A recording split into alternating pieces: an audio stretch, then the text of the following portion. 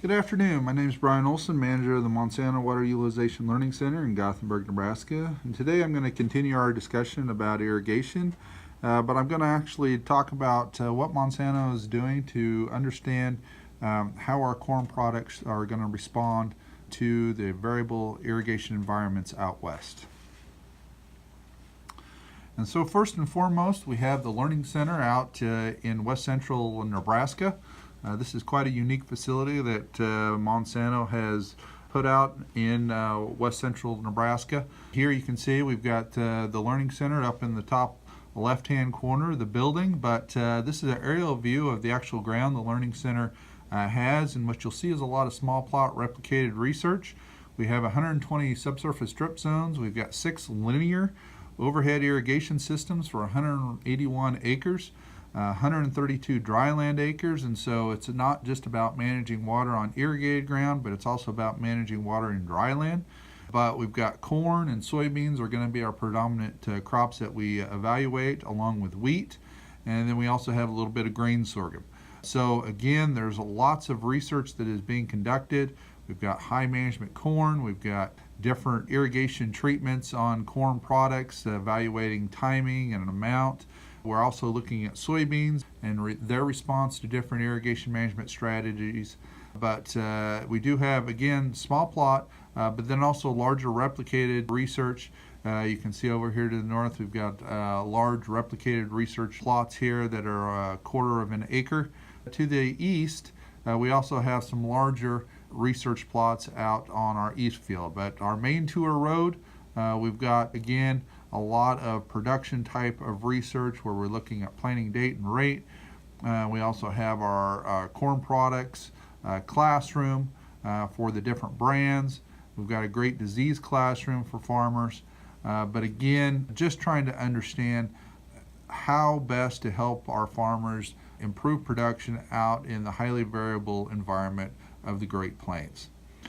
And so, just to give you an idea of some of the research that we have here at the Learning Center, we understand that there's different irrigation management strategies because, again, there might be some limitations on the amount of water that can be pumped, or maybe the farmer's in an allocated area where they can't pump as much water as they would like. So regardless, there's some different irrigation management strategies. We wanted to do these different irrigation management strategies impact corn products differently. And so you'll see here where we actually evaluated numerous corn products, and we found some different categories to place them in. So in this study, we had basically full irrigation, where we applied 0.6 inches of water per pass, full irrigation at 1.2 inches applied per pass. Then in this treatment, we stressed the corn early, and then we also stressed the corn late.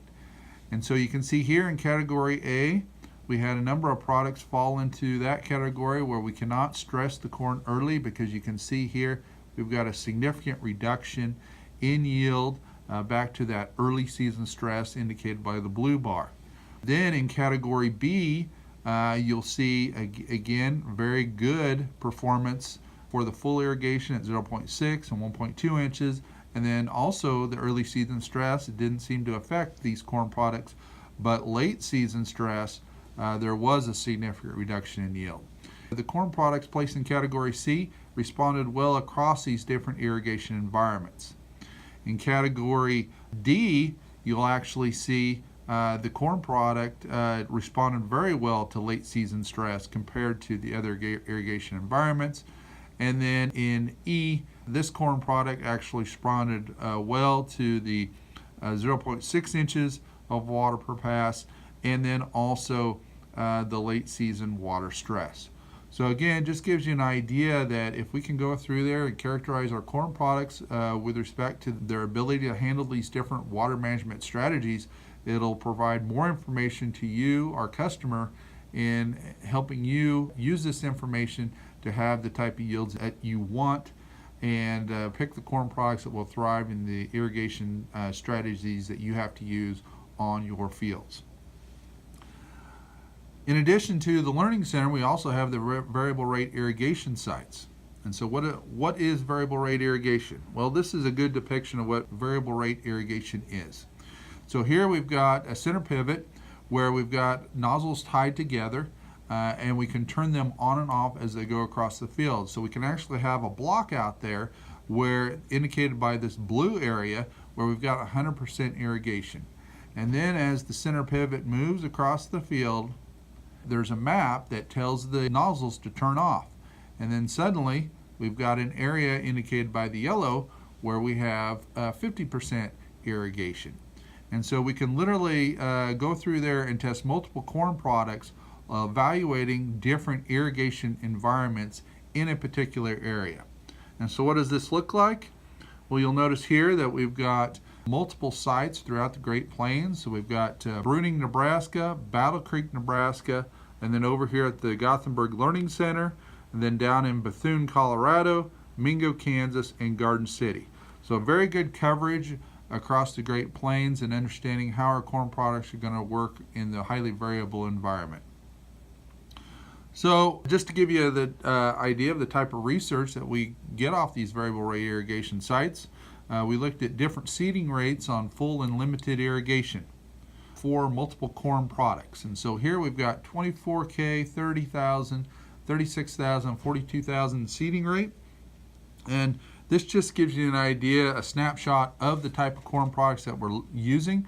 But again, if you want to know what these actual corn products are, please contact the branded sales teams for DeKalb, Channel, and Fontenelle, and they'll be able to tell you how these different corn products, what these different corn products are.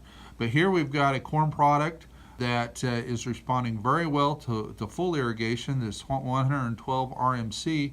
You'll notice that on average it's yielding 243 bushels per acre across the different seeding rates. But it significantly falls off in its performance at 202 bushels per acre when it's exposed to a more water limited environment.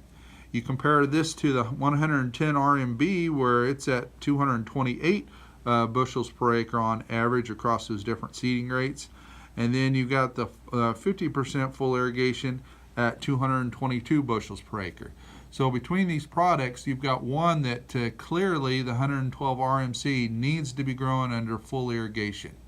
Then you've got the 110 RMB that was probably a great candidate for more water limited environments because that shows the stability across the different seeding rates and in that water limited environment at the 50% full irrigation.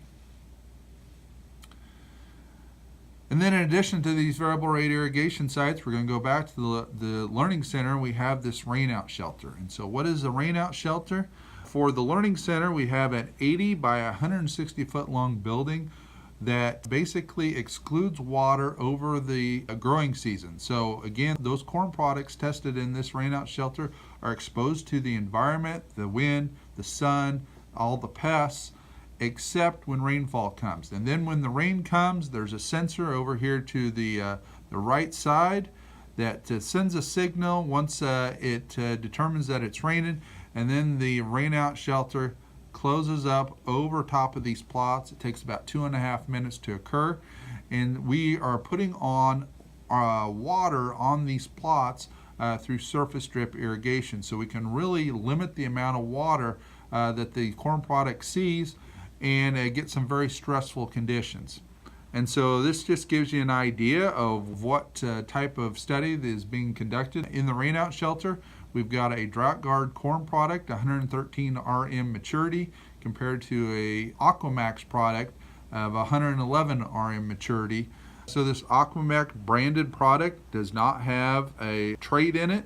It basically has drought tolerant germplasm, while the drought guard corn product has drought tolerant germplasm with a trait that allows the corn product to handle drought stress better. And so what did this look like in the Rainout Shelter? You'll notice here where we've got 4 inches of applied water, and you'll see here that the drought guard corn product had 155 bushels per acre in that water limited environment compared to the Aquamax at 138. Then when 7 inches were applied, the drought guard's still doing better in the blue bar, and then at 10 inches applied, again you'll see the drought guard doing better than the Aquamax. And so over those 3 different water environments of 4, 7, and 10, you'll see that on average the Drought Guard yielded almost 20 bushels better over the Aquamax branded corn product. And here's a couple visual pictures of what the Drought Guard over on the left-hand side look like compared to the Aquamax on the right-hand side. And then we have the all-important legals.